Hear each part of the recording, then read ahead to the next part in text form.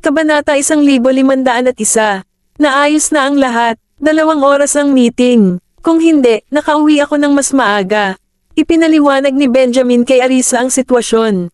Nakapikit ang mga mata sa kanya, binigyan siya ni Arisa ng isang matingkad ng ngiti at inayos ang kanyang sando bago humimok, maghugas ka na ng kamay dali. Sige, sagot ni Benjamin bago pumunta sa banyo para maghugas ng kamay. Iniligpit din ng 6 na kaibig-ibig na bata ang kanilang mga bag. Dumiretso sila sa banyo at naunahan si Benjamin, pinatabi siya habang sumisigaw, mauna na kami. Napatingin sa kanila si Benjamin at mahinang bamantong hininga. Gayunpaman, pinayagan niya silang mauna. Si Jessie ay mas maikli ng kaunti kaysa sa kanyang mga kapatid at kinailangang tumayo sa kanyang mga daliri sa paa upang pumisil sa harapan. Itinaas siya ni Benjamin mula sa likuran, medyo pinaharap siya para mas madaling maghugas ng kamay. Ibinalik ni Jessie ang tingin kay Benjamin, na bahagyang nagtaas baba. Maghugas ka ng kamay. Sina Gavin, Timothy, Zachary, Oliver, at Jasper ay pawang nakatingin kay Benjamin, na medyo naiinggit sa kanilang nakababatang kapatid na babae. Mr. Graham, are you playing favorites? Nagpout si Jasper na hindi man lang nahihiya. Bahagyang tumaas ang kilay ni Benjamin, tumangala ang tingin sa maliit na bata. How am I playing favorites? Hindi ba mas maikli ang kapatid mo kaysa sa inyo? Kung hindi ko siya itinaas ng kaunti, hindi niya maabot ang lababo para maghugas ng kamay.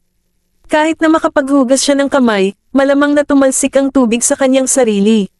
Gusto mo bang buhatin kita habang naghuhugas ka ng kamay? Tinanong ni Benjamin ang kanyang 5 anak dahil ayaw niyang gawin iyon. Sabay-sabay na napalingon ang 5 lalaki, medyo namumula ang kanilang maliit na mukha. Sabay-sabay nilang sagot, hindi pwede. Isang ngiti ang sumilay sa lobby ni Benjamin. Sila ay medyo nakakaakit minsan. Nang matapos maghugas ng kamay si Jessie, ibinaba siya ni Benjamin. Kumuha siya ng paper towel at pinunasan ang mga butil ng tubig sa kamay niya. Sige, pumunta kayong lahat dito at patuyuan ang inyong mga kamay. Tinawag niya ang 5 lalaki. Sabay hila kay Tim, na pinakamalapit sa kanya, at pinunasan ang mga kamay ng maliit na bata. Salamat, Mr. Graham. Naningkit ang mga mata ni Timothy sa sarap. Noon ay kapansin-pansing mas matambok ang kanyang mukha.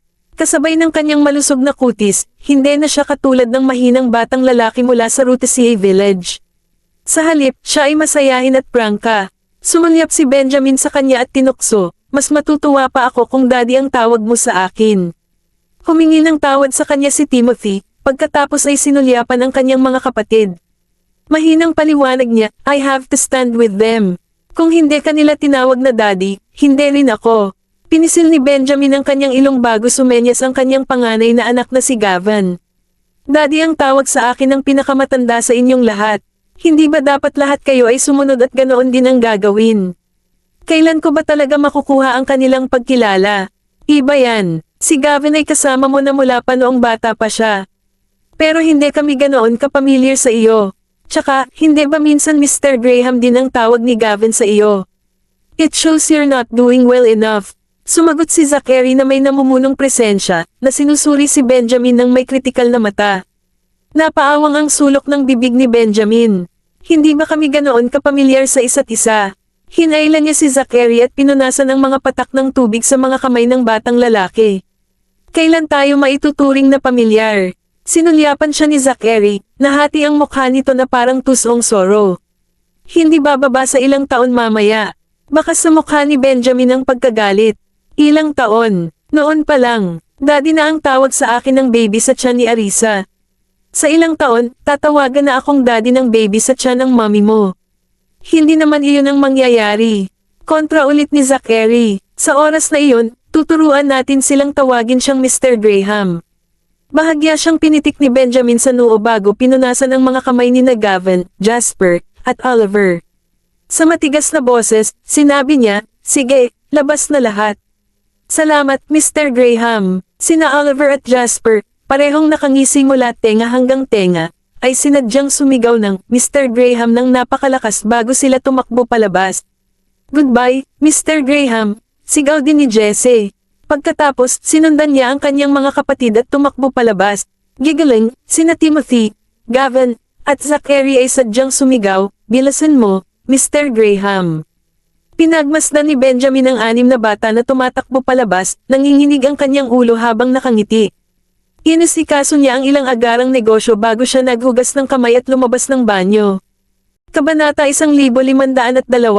Paglabas ni Benjamin, nakaupo na ang 6 na bata sa hapagkainan, kumakain ng merienda at nakikipagkwentuhan kay Arisa. Halika na dali, nagluto lang ng meatball si Lola. Nakakamangha ang lasa, tawag ni Arisa sa kanya. Humakbang pasulong si Benjamin gamit ang mahahabang binti, naabot siya sa loob lamang ng ilang hakbang. Hinailan niya ang isang upuan at umupo sa tabi niya.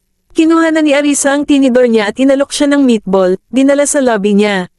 Nagdilim ang tingin ni Benjamin, at napuno ng kasiyahan ang kanyang mga mata. Bahagyan niyang ibinaba ang ulo at kumagat. Hindi ba masarap? Tiningnan siya ni Arisa na may kumikinang na mga mata, sabik na naghihintay sa kanyang pagsusuri. Bahagyang nagsalubong ang mga kilay ni Benjamin, nahahanap ang maanghang na medyo sobra sa kanyang panlasa. Gayunpaman, nakasalubong ang umaasang tingin ng babae, tumango pa rin siya. Medyo maanghang lang. Hindi napigilan ni Arisa na matuwa sa walang gana nitong papuri. Medyo maanghang daw para tumaas ang lasa. Kung hindi, madaling mapagod sa lasa. Anuman, ang pagkain ay ganap na nababagay sa panlasa ni Mary. Magiliw na pinisil ni Benjamin ang kanyang ilong. Nag-e-enjoy ka sa maanghang na pagkain, kaya nalaman mong masarap ito. Pero hindi ka makakain ng sobra-sobra. Madali kang makaramdam ng pananakit ng lalamunan. Itong maliit na halaga ay hindi malaking bagay, sabi ni Arisa habang kumukuha ng bola-bola at kumagat. Tinitigan ni Benjamin ang kanyang namumungay na mga pisngi, natagpuan ang kanyang maselang mukha na lalong kaibig-ibig. Hindi ka kumakain ng maanghang na pagkain, kaya subukan ang iba. Tulad nito. Masarap din ang pumpkin pie. Dinala ni Arisa ang isang plato ng pumpkin pie at inilagay ito sa harap ni Benjamin. Kaagad, nagsimulang magprotesta ang 6 na bata. Mommy, gusto din naming kumain. Napatingin silang lahat kay Arisa na may selos sa mga mata. Hindi na tayo mahal ni Mommy. Nang makita ang kakaibang selos sa kanilang mga mata, natuwa si Arisa. She reassured them, makakakuha din kayo. Hindi matatapos lahat ng dad mo. Eto, kukuha ako para sa inyong lahat. Kinuha niya ang kanyang tinidor at inihain ang bawat bata ng isang piraso. Saka lang napangiti ang 6 na bata. Napangiti si Arisa. Nang maramdaman niya ang isang pares ng mga mata sa kanya, lumingon siya, nakasalubong lamang niya ang matinding titig ni Benjamin. Sige na, kumain ka na rin. Lalong nagdilim ang tingin ni Benjamin, yumuko ito at hinalikan siya sa pisngi. Namula agad ang pisngi ni Arisa. Napakurap siya at walang malay na sumulyap sa mga bata. Mas lalong namula ang mukha niya nang makitang nakatingin silang lahat sa kanya na may kakaibang ekspresyon. Hehe, parang nahihiya si Mommy, hindi napigilan ni Oliver na mapangiti habang nakatingin kay Arisa. Nagsimula na ring tumawa si Jasper. Ang mukha ni Mommy ay parang kamatis ngayon. Lumabas si Darius na may dalang 2 plato ng pagkain. Nang marinig niya ang mga sinabi ng mga bata, nagtanong siya, bakit nahihiya ang mommy mo? Hehe, kanina pa hinalikan ni Daddy si Mommy. Namula si Mommy, sagot ni Gavin na kumikislap ang mga mata sa kakatawa. Pagkasalubong ng nakangiting tingin ni Darius, nakaramdam ng lubos na hiya si Arisa. Sinadya niyang pag-alitan ng mga bata, eat your food and no talking while eating. Muling humagalpak sa tawa ang 6 na maliliit na bata, nakitang tunay na kaibig-ibig ang mahiyaing kilos ng kanilang mommy. Tinapunan ni Arisa ng masamang tingin ang lalaking nagsimula ng lahat, si Benjamin. Walang kibo, ipinagpatuloy niya ang kanyang dessert ng maluwag. Maganda ba ang lahat sa kumpanya? Inilapag ni Darius ang mga merienda at nag-aalalang tinanong si Benjamin. Hindi, ayos lang ang lahat, sagot ni Benjamin, sumulyap sa kanya. Wala namang nanggugulo sa'yo, diba? Pinilit ni Darius, alam niyang bihirang magbahagi si Benjamin ng anuman maliban kung tatanungin. Hindi, maganda ang takbo ng kumpanya. Tiniyak siya ni Benjamin. Kahit na ang presyo ng stock ng kumpanya ay naapektuhan ng mga alingaungaw, mula noon ay nakabawi ito. Ang sitwasyong ito ay ganap na normal, at walang dapat ipag-alala. Nang makita siyang kumilos na parang walang nangyari, napagpasyahan ni Darius na dapat ay maayos ang lahat at mas komportable ang pakiramdam. Kabanata 1503. Matapos makisalo sa kanila ng ilang merienda, bumalik si Benjamin sa kanyang pag-aaral upang ipagpatuloy ang kanyang trabaho. Nang matapos kumain, hinimok ng mga bata si Arisa na sumama kina Darius at Mary sa paglalakad sa hardin sa labas.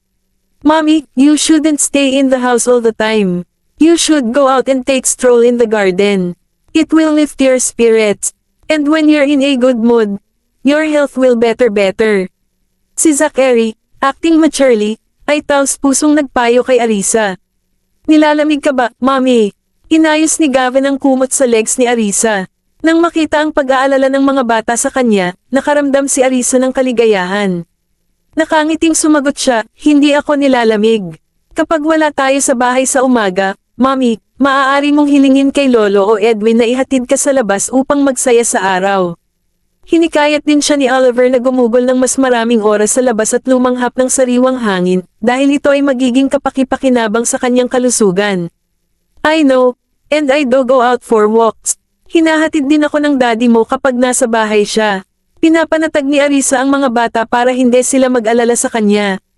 Ang sarap pakinggan. Bahagyang ibinaba ni Jasper ang kanyang mga lobby, na nag-form ng magandang impression kay Benjamin. Maaari mo ring hilingin sa lola na ihatid ka sa labas para sa ilang sikat ng araw. Iminungkahi ni Timothy kay Mary, sa pag-aakalang ito ay mas komportable dahil pareho silang babae. Okay, isaisip ko yan. Magiliw siyang tinapik ni Arisa sa ulo. Sweetheart, may nambubuli ba sa'yo sa school ngayon?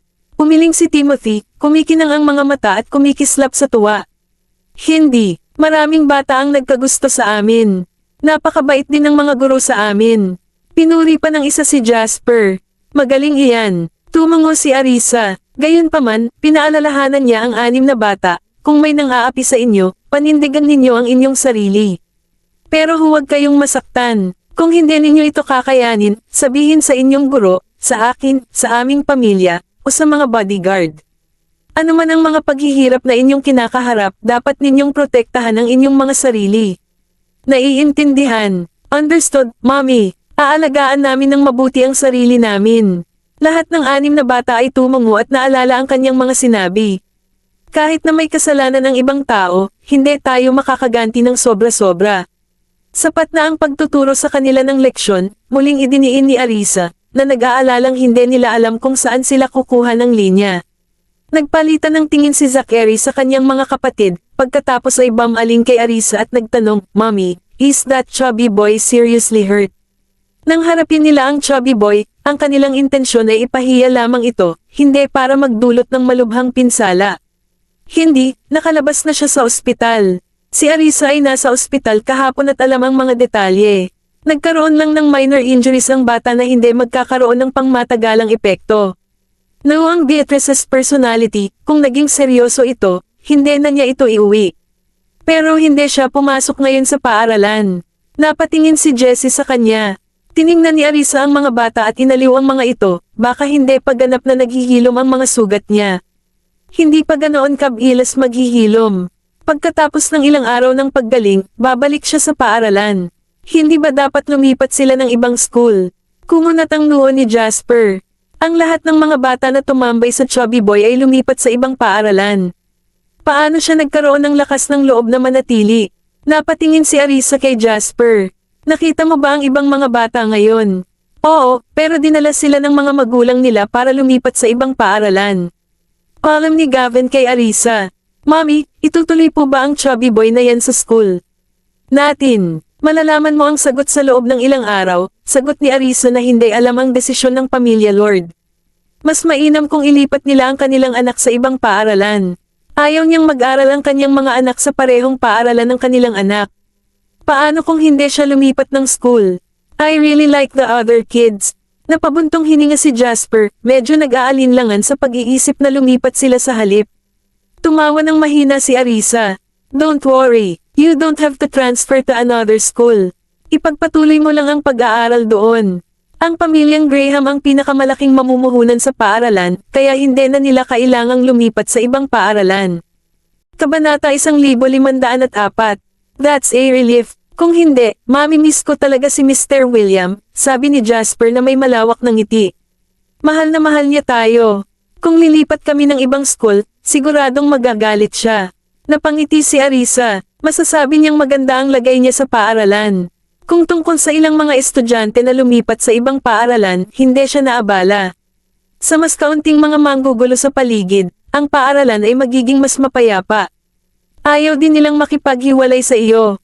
Hehe, masayang nagtawanan ang mga bata. Mommy, gusto pa rin kami ng lahat, maliban sa kasuklam-suklam na chubby boy at sa kanyang barkada. Nilaibat ni Arisa ang tingin sa mga bata. Nang mapansin ang pag-ayaw nila kay Michael, inaliw niya sila, na nagsabing, sige, huwag na nating pag-usapan ang isang bagay na hindi masaya. Pumunta at gumugol ng ilang oras sa iyong lolo at lola sa tuhod.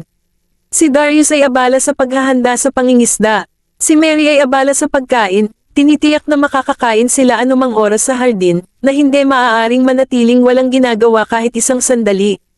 Magpahinga ka muna, Lola. Huwag ka nang mag-abala pa. Kumain na tayong lahat sa loob. At saka, kailangan nating ibalik ang lahat mamaya. Tinawag ni Arisa si Mary, na palaging abala sa isang bagay o iba pa, hindi nagpapahinga. Sandali lang, sagot ni Mary na nakangiting lumingon sa kanya. Ngumiti si Arisa at tinignan ang mga bata. Agad na tumakbo ang 6 na bata at hinayla si Mary para mamitis ng mga bulaklak sa isang lugar sa hardin.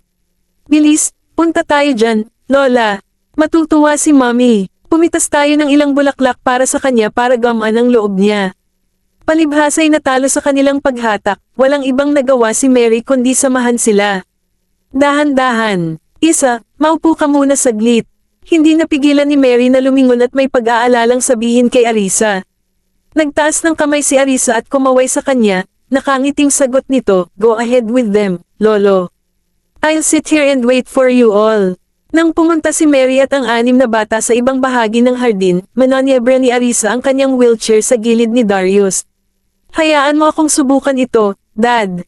Gulong-gulo ang mga gamit sa pangingisda ni Darius, at sa kabila ng kanyang pagsisikap, hindi pa rin niya ito naituwid pagkaraan ng ilang oras. Sa kabuuan ng lahat, nakangiting nakamasid si Arisa. Lumingon si Darius at tumingin sa kanya. Nilampasan niya ito at binalaan siyang mag-ingat. Huwag mong itusok ang kamay mo. Huwag kang mag-alala. Ngumiti si Arisa sa kanya, saka ibinaba ang ulo para tanggalin ang linya. Nang makita siyang nakatutok na lahat, ngumisi si Darius. Inalis ni Arisa ang kawit bago alisin ang pagkakatali sa linya, kaya mas malamang na hindi ito matusok. Ang talino mo, taon na ako. Pinuri siya ni Darius na mas humanga kaysa sa inaasahan niya. Natuwa naman si Arisa. You're robust for your age, Dad.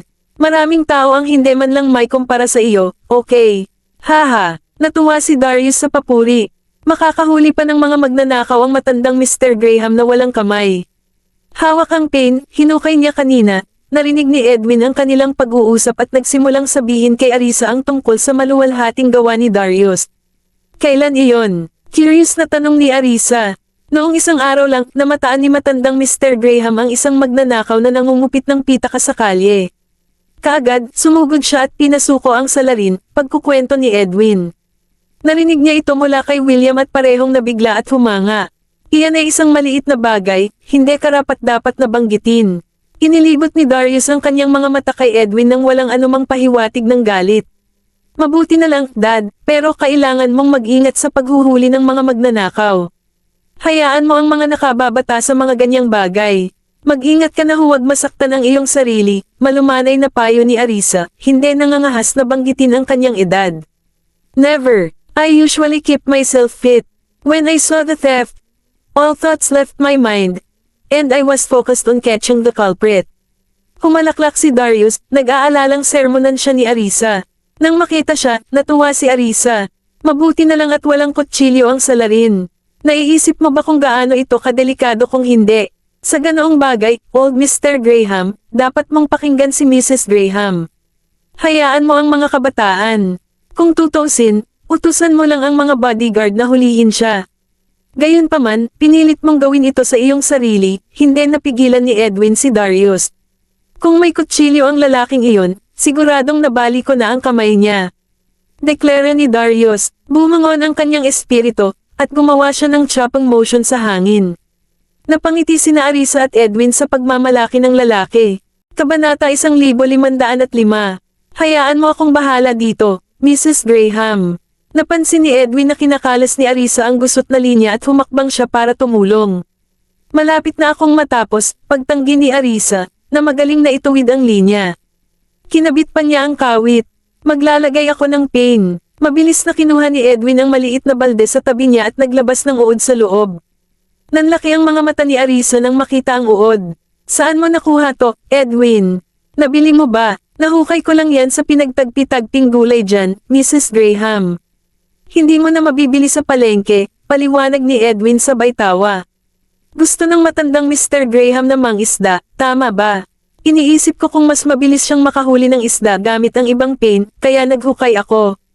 Tumingin si Arisa sa balde at nakitang nakahukay lang si Edwin ng ilang bulate na hindi gaanong kalakihan.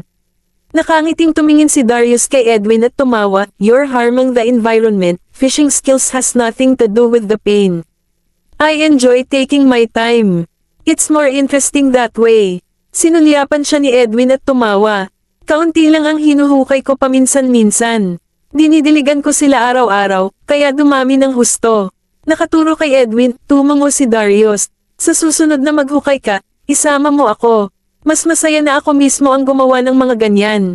Naaliw na tumingin si Arisa sa kanilang dalawa at hinimok si Darius, "Halika, ipakita mo ang iyong husay sa pangingisda, Tay. Nakasalalay sa iyo ang aming pag-asa na magkaroon ng isda para sa hapunan." Humagalpak ng tawa si Darius sabay hampas sa hita.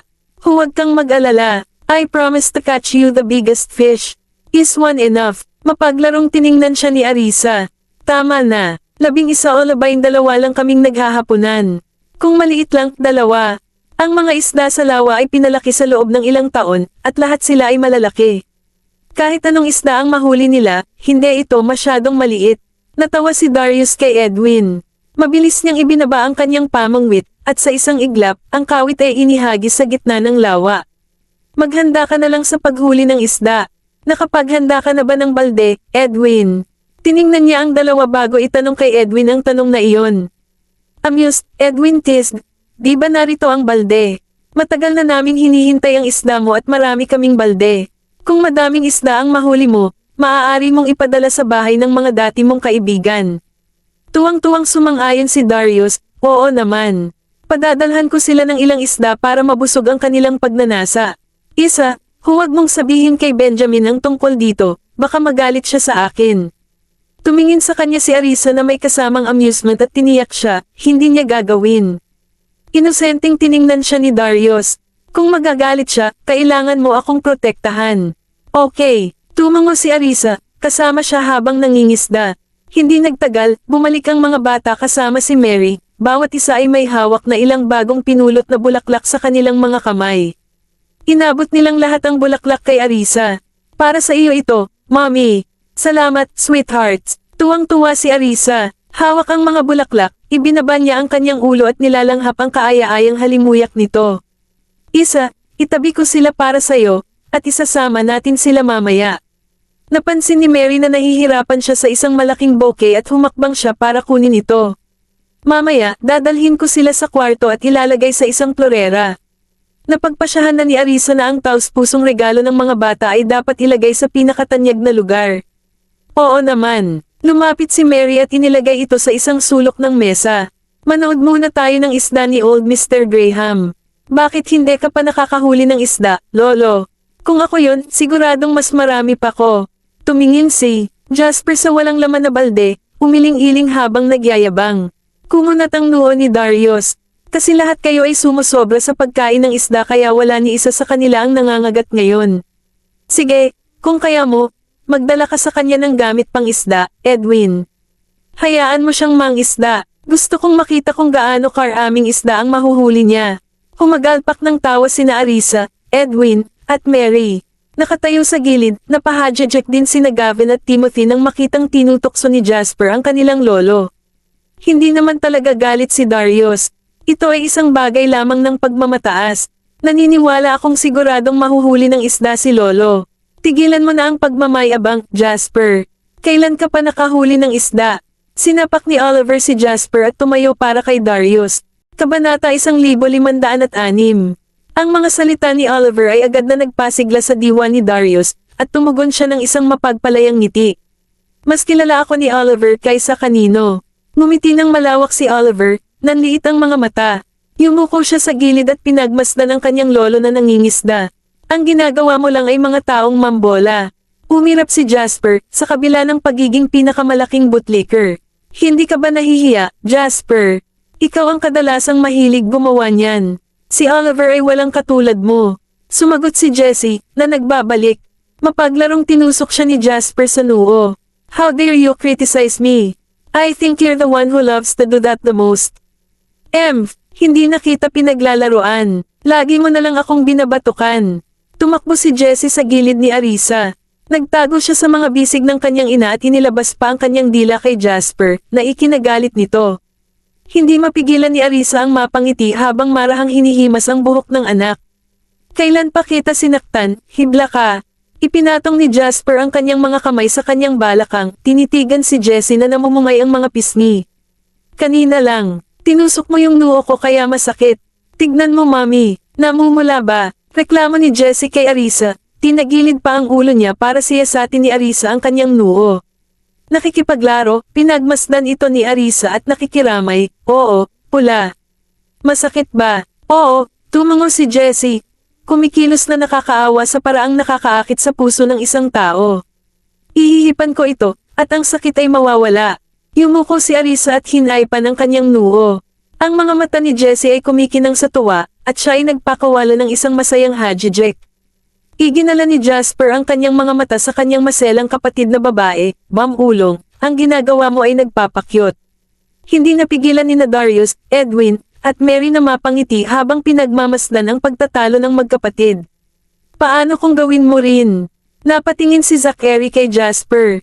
Karaniwang hindi rin siya umiiwas sa pagpapakyot kay Mommy. Wag na, hindi na ako mahal ni Mommy.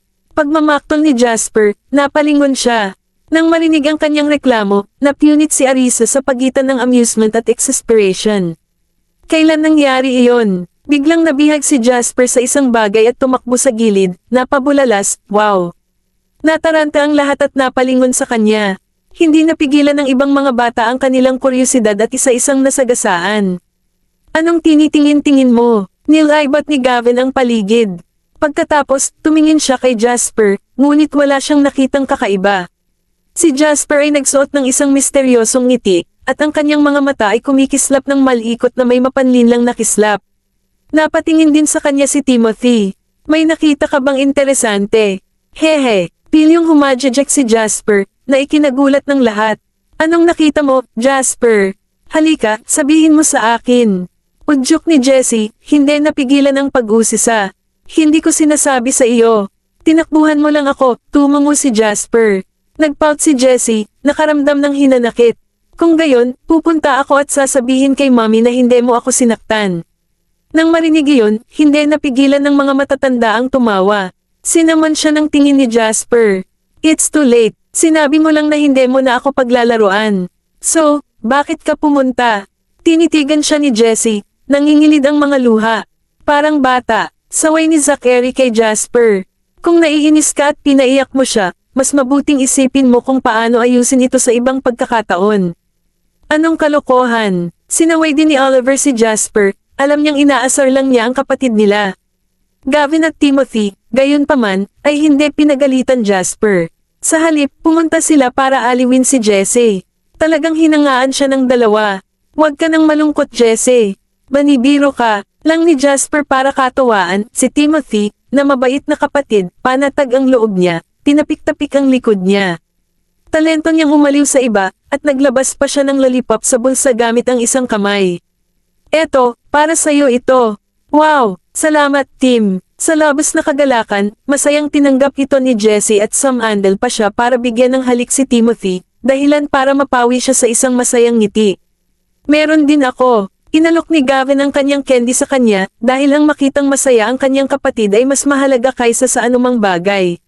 Salamat, Gavin. Sumandal din si Jessie at kinis siya sa pisngi. Tuwang-tuwa, tinitigan siya ni Gavin na may kasiyahang sumasayaw sa kanyang mga mata. Kabanata 1507. Mag-ingat ka, baka magkakavity ka sa sobrang pagkain ng candies. Biglang sumingit si Jasper na nasa Syra ang saya ni Jessie. Nilinggan siya ni Jessie at nginisyon, buong kumpiyansa na nagyayabang, wala kang ang candy. Alam kong naiinggit ka lang sa akin. Napaawang ang sulok ng bibig ni Jasper. Maniwala ka man o hindi, huwag ka lang umiyak kapag masakit ang ngipin mo. Napakunot ang noo ni Jessie, nakaramdam ng hindi pagkakaunawaan dahil binalaan din siya ng kanyang ina na huwag kumain ng masyadong maraming candy habang lumalaki pa ang kanyang mga ngipin. She glanced at Gavin and Timothy, whispering, "Gavin, Tim, I can't eat candy right now. Can I save them for later?" Marahang tinapik ni Gavin ang ulo niya. Oo naman. Kapag ang iyong mga ngipin ay ganap na nabuo, maaari mo itong kainin, dagdag ni Timothy. Isang ngiti ang lumitaw sa mukha ni Jessie, at matagumpay niyang sinabi kay Jasper, "Iniimbak ko sila para kumain mamaya." Tumingin sa kanya si Jasper at tinukso, "Kaya mo bang labanan ang tukso? Kung hindi mo kaya, tutulungan kitang kainin sila." Nawala nang masabi sina Zachary at Oliver. Samantala, na-realize naman ng iba ang pakulo ni Jasper at namula ang mga pisngi. "Nakakahiya, hindi ko sila ibinibigay sa iyo." Mabangis na sagot ni Jessie, hindi nahulog sa bitag ni Jasper, bago tumakbo pabalik kay Arisa. "Eto, para sa iyo ito. Mommy, kung kakain ka pa ng marami, gaganda ang pakiramdam mo." Nakangiting sabi ni Jessie sabay abot ng mga candies kay Arisa. "Binigyan ako ni Gavin at Tim. Ang sarap talaga." Napatingin sa kanya si Arisa na may pagtataka. "Paano mo malalaman na masarap sila kung wala ka pa?" "Hehe," awkward na tumawa si Jessie. "Palihim siyang kumain sa school, Mommy." Sigaw ni Jasper sa kabilang side, sabay tatalang kay Arisa. Napunit si Arisa sa pagitan ng amusement at exasperation. Napatingin siya sa namumula na mukha ng anak at marahang kinurot ang pisngi nito. "Namumuo pa ang mga ngipin mo, kaya hindi ka makakain ng masyadong maraming candy. Maghintay ka pa, kapag fully developed na ang ngipin mo, bibilhan kita." Mahilig kumain ng candy si Jessie. Nagsimula siyang matanggal ang kanyang mga ngipin, kaya kung siya ay magkaroon ng mga cavity, kakailanganin niya ang mga fillings sa hinaharap. Kung mabulok ang ngipin mo, magpatingin ka sa dentista. Mas gugustuhin mo bang fillings o pustiso? Hindi maganda. Napakurap si Jessie. Nakita niya ang dentista na ginagamot ang mga ngipin ng kanyang kapatid, tinutusok at binubunutan ng malaking karayom. Nakakakilabot, mabilis niyang tinakpan ang kanyang bibig, pinagsisihan ang kanyang desisyon na kumain ng mga candy ng palihim. "Mommy, magiging ngipin ko ba? Okay." Nakangiting hinaplos ni Arisa ang kanyang buhok at sinigurado, "Ayos lang basta sa susunod ay huwag ka nang kumain ng candies ng patago. Mag-toothbrush ka na." Bulalas ni Jasper na sadyang takutin si Jessie. "Who knows? Baka may bakterya ka nang tumutubo dyan, nangagat ang ngipin mo. Masakit kapag natutulog ka sa gabi." Bahagyang tinapik ni Oliver ang kanyang ulo at nagbabala, "Can you stop scaring Jessie? Kahit may cavity, hindi agad masakit. Ang sakit ng ngipin ay talagang hindi komportable," sabi ni Timothy. Siya mismo ang nakaranas nito at hindi makatulog. Napaigting ang mukha niya nang isipin iyon. Nang marinig ito, mas natakot si Jessie. Mabilis siyang tumakbo patungo sa main house. "Jessie, saan ka pupunta?" Natutuwang tawag ni Arisa. "Magto-toothbrush ako, Mommy." Mabilis na tumakbo si Jessie kaya nawala siya sa paningin. Tumawa si Arisa at saka sinulyapan si Jasper at ang iba pa. "Tingnan mo ang ginawa mo, tinakat mo siya. Paano natin kasalanan iyon? Siya ay mahiyain at tanga." Pilyong kumikinang ang mga mata ni Jasper. Naisip niya na kailangan niya ng kaunting takot para hindi na magalit kay Mommy. "Titingnan ko siya," sabi ni Timothy bago tumakbo pabalik din sa main house. "Ano bang pinagsasabi mo kanina?" Curious pa rin si Gavin sa bulalas ni Jasper. Napakurap si Jasper at tumingin sa kapatid, sa kanya lang naalala ang nakita.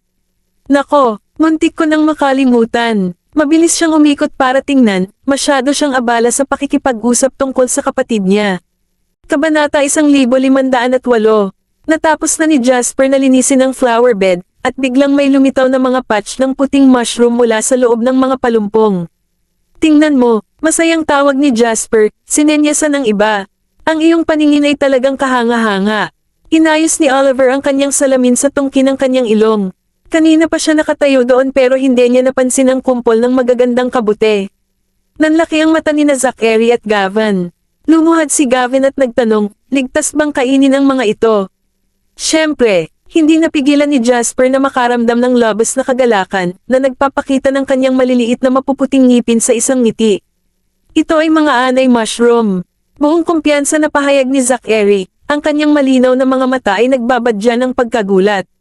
Bihira silang makita sa kagubatan, ngunit lumaki sila sa kanilang hardin. Ano bang pinagbubulungan nyo dyan?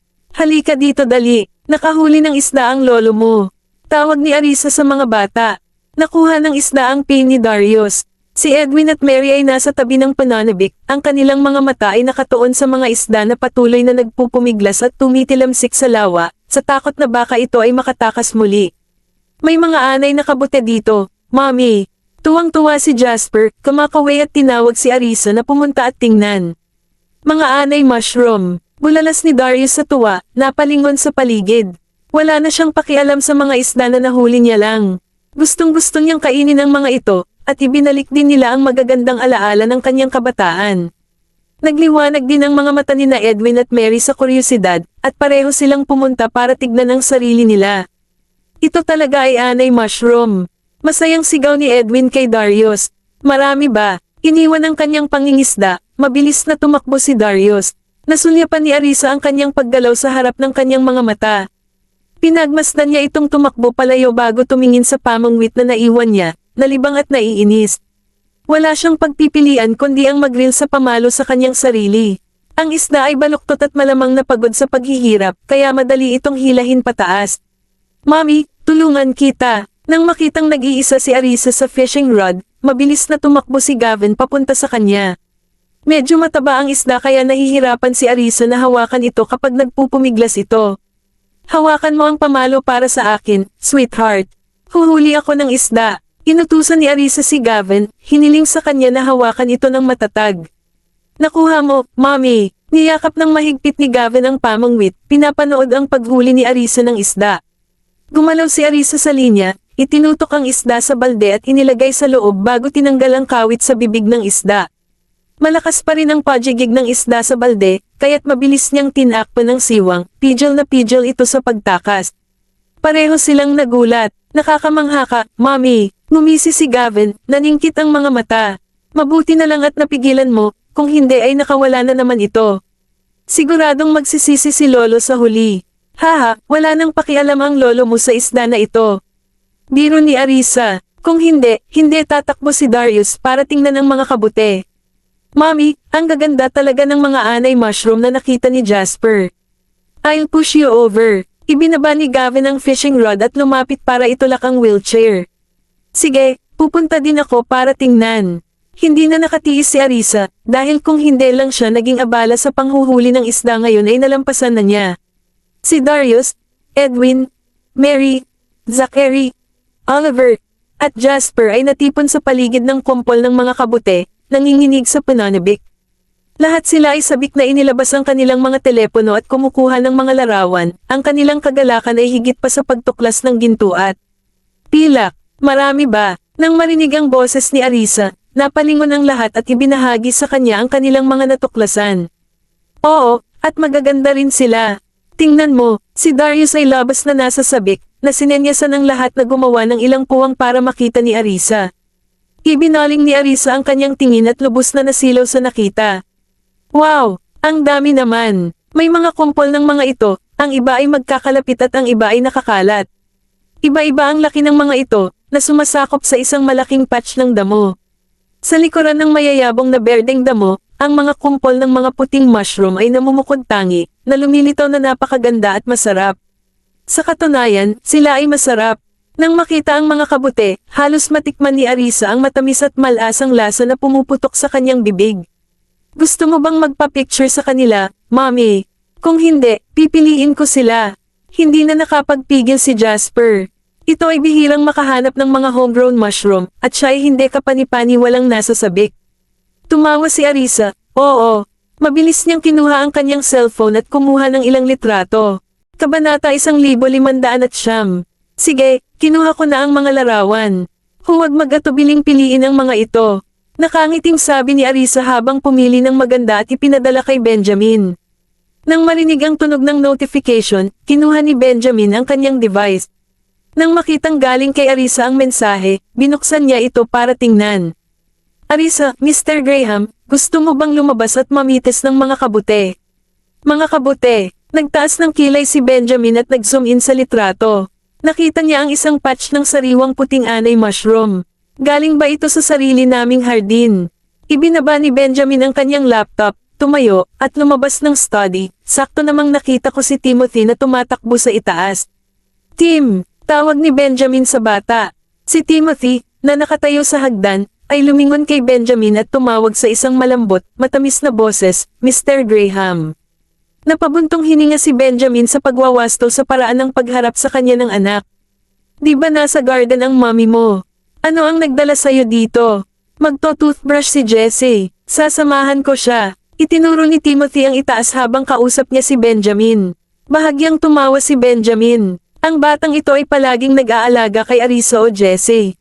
Tara, bilisan mo. Namimitas sila ng kabute. Paalala niya kay Timothy, hindi sigurado kung naiintindihan siya ng bata.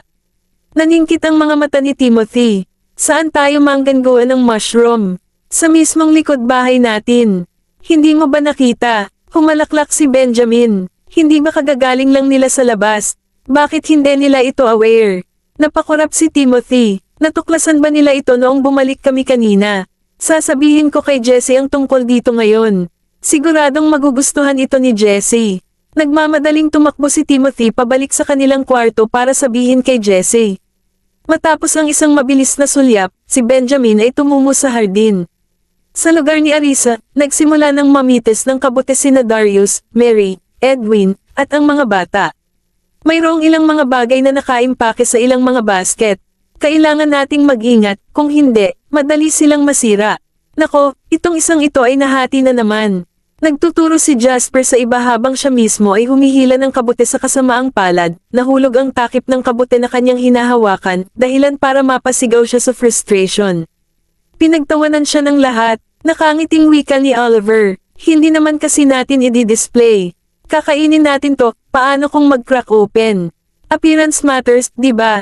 Bakit hindi mo tinanggal yung masama? Sagot ni Jasper, maingat itong pinulot at inilagay sa basket ng gulay. Hindi napigilan ni Arisa na matawa, na ipinaalala sa kanya, you better stop talking. Mahihirapan lang itong bumunot. Kinagat ni Jasper ang kanyang mga lobby, nakatuon sa pagpili ng iba pang mga kabute. Masyadong malambot ang mga kabute na ito. Hindi pa ako pipili ng maliliit. Tamang-tama na anihin na sila sa loob ng ilang araw. Dahan-daang tinapik ni Darius ang lupa sa ugat ng kabute na kakalabas lang niya. Hindi pa nga natin matatapos ang pagkain ng mga napili natin ngayon. Echoed Mary, ang mga kabute na nabuksan na ay kailangang kunin. Kung hindi, mabilis silang mabubulok. Hugatin mo na lang pagkatapos, sabi ni Edwin sabay tawa na halatang excited na siya mismo ang gumawa nito. Mommy, kapag nakita ni na Tim at Jessie itong mga mushroom, siguradong hindi nila malalaman kung saan sila nanggaling. Si Gavin at Arisa ay magkasamang namimitas ng kabute. Dahil kulang sa karanasan si Gavin, kahit papaano ay nabahira ng dumi ang kanyang munting mukha. Napansin ni Arisa at tumawa, sweetheart, may dumi ka sa mukha. Itinuro niya ang katumbas na bahagi ng kanyang mukha at pupunasan sana ito para sa bata kung hindi rin madumi ang kanyang mga kamay. Haha, nang tumangala, si Zachary, hindi napigilan ni Zachary na matawa nang makitang may bahid ng putik ang mukha ni Gavin. Parang kuting si Gavin, lalong tumawa si Jasper. Nagsimula na ring tumawa si Oliver. Namula ang mukha ni Gavin at sinabing, siguro nangyari to noong inaamoy ko ang mga kabute. Dapat hindi ko sinasadya. Sweetheart, halika dito. Panasan mo yung mukha mo sa damit ko. Itinaas ni Arisa ang kanyang braso, pinayagan ang bata na panasan ang kanyang manggas. Madumi rin ang maliliit na kamay ni Gavin, at kung susubukan niyang linisin ang mga iyon, mas madumi lang ang manggas nito. Napakurap si Gavin at sasabihin na sana na maghuhugas siya ng mukha mamaya nang may kamay na naglahad at pinunasan iyon para sa kanya. Kabanata 1510. Damilat si Gavin at nakita si Benjamin, nakangiti na may singkit na mga mata. Daddy, ang tandang ay nagdulot ng isang alon ng kasiyahan sa puso ni Benjamin. Napatingin siya sa bata na punong-puno ng saya, at masuyong ginulo ang buhok ng huli bago ibinaling ang tingin kay Arisa. Nang makita siyang mabilis na sumulpot, ngumiti si Arisa at tinukso, mabilis ka. Bilisan mo na, kung hindi, mamimitis na kayo ng lahat ng kabute, nakangiting sabi ni Benjamin habang mapaglarong kinurot ang pisngi niya. Sina Zachary, Oliver, at Jasper ay matamang nakatingin sa kanila. Nasaksihan ang pagkurot ni Benjamin kay Arisa, lahat sila ay nanganganga. Kinurot din ni Mommy ang pisngi ni Daddy, at parang nahihiya pa siya, hahaha. Napatingin ang mga matatanda kay Benjamin. Sumigaw si Darius, halika at tulungan mo akong dalhin ang basket. Tumingin si Benjamin at nakita niya si Darius na mahusay na nagtatrabaho, mabilis na hinayla ang isang maliit na tumpok. Inutusan niya si Edwin, kumuha siya ng isang basket para ilagay ito. Samantala, sinamahan niya si Arisa at ang mga bata, yumuko pa ito para mamitis ng mga kabute. Ang mga bata ay nanatili ang kanilang mga mata kay Benjamin, napansin na siya ay medyo clumsy at itinanggal ang lahat ng mga takip ng kabute. Humagalpak ng tawa si Jasper, tinutokso si Benjamin. Hehe, alam mo ba kung paano gawin to? Ginulo mo na to, ngayon, wala nang tatawa sa akin. Si Benjamin, gayunpaman, ay tila walang pakialam. Sinulyapan niya ang bata at sumagot, hindi pa ba natin ito kakainin kung nahulog ito? Matindi ang pagpout ni Jasper bago sinabing, kaya natin, pero mukhang hindi maganda. Tanungin mo sila, lahat sila pinagtatawanan ako ngayon. May bakas ng saya sa mga mata ni Benjamin, kahit na hindi ito halata sa kanyang mukha. Huwag kang mag-alala, sabi niya, kailangan nating buksan ito para sa paglilinis, gayon paman. Naningkit ang mga mata ni Jasper. Siya squatted at shuffled step by step sa side ni Benjamin, tuwang-tuwang sinabi, tama ka, nagseselos lang sila dahil mas marami akong napili. Hindi nakaimik sina Gavin, Zachary, at Oliver. Sa tingin ko lahat tayo ay pumili ng higit o mas kaunti sa parehong halaga. Sumulyap si Benjamin sa grupo, saka ibinaling ang atensyon kay Arisa. Nang makita siyang nahihirapang mamitis ng mga kabute habang nakaupo sa kanyang wheelchair, sinabi niya, itigil mo na yan. Tulungan mo akong hawakan ng basket. Mag-ingat na huwag itong mahulog. Tumawa si Arisa, tumaas ang kanyang kalooban. Hindi, matagal na akong nakakita ng napakaraming mushroom. Salamat sa matalas na mata ni Jasper sa pagpuna sa kanila. Gusto ko ring pumili ng ilan. Tumingin si Benjamin sa kanya, ang kanyang boses ay mahina habang sinasabi niya, kung gayon, kukuha ako ng isang tao sa malaking bukid ng mga ito. Napatingin sa kanya si Arisa na nagtataka. No need. Gusto mo bang kumain ng mushroom araw-araw? Tsaka, ligaw ang mga ito. Daan-daang beses na mas masarap kaysa sa mga nilinang. Tama si Isa. Hindi mo dapat hayaang basta-basta silang itanim ng mga tao. Hindi ba't may mga kabute sa hardin ng gulay sa labas? Talagang hindi sila maikukumpara sa mga ito. Hindi rin sumang-ayon si Darius. Siya rin, mas gusto ang lasa ng ligaw na kabute, ngunit ang mga ligaw na kabute ay lalong nagiging mahirap. Nang makitang lahat sila ay tutol sa ideya, hindi na ito binanggit ni Benjamin at nagpatuloy sa pamimitis ng mga kabute. Tumakbo rin sina Tim at Jesse, tumatawag sa malayo. Natapos na ba kayong lahat sa pamimitis ng mga kabute? Medyo balisa si Jesse. May natitira pa bang mapipili namin ni Tim? Jesse, dahan-dahan ka. Huwag kang mahulog, pinagmamasdan ng mabuti ni Timothy si Jesse, nag-aalalang baka madapa siya. Marami pa, bilisan mo. Kumaway sa kanila si Jasper na may maliliit na kamay na nakahawak sa mga mushroom. Ang putik sa kanila ay tumalsik kung saan-saan, dahilan upang magkasunod na umiwas sina Gavin, Oliver, at Zachary. Tingnan mo ito, nabuhusan mo ng putik si Mommy. Bahagyang kumunat ang noo ni Zachary, hinimok si Jasper na mag-ingat. Tumawa si Jasper, Mommy, sorry, hindi ko sinasadya. Lilinisin kita. Nang makita ang maruruming maliliit na kamay ng kanyang anak na umaabot para hawakan siya, si Arisa ay parehong naaliw at ninas. Mabilis niya itong pinigilan. Hindi na kailangan. Kaya ko na ang sarili ko. Bago pa niya matapos ang kanyang pangungusap, hinawakan at tinapik-tapik na ng maliit na kamay ni Jasper ang kanyang damit. Dahil dito, mas pinadumi pa niya ang kanyang puting tela. Maaaring hindi ka na rin tumulong. Tingnan mo, pinadumi mo pa ang mga damit ni Mommy. Ngayon kailangan mong labahan para sa kanya. Panunukso ni Oliver sa kanyang nakababatang kapatid, na hindi man lang nag-abalang suriin ang kanyang mga kamay bago hawakan ng anumang bagay.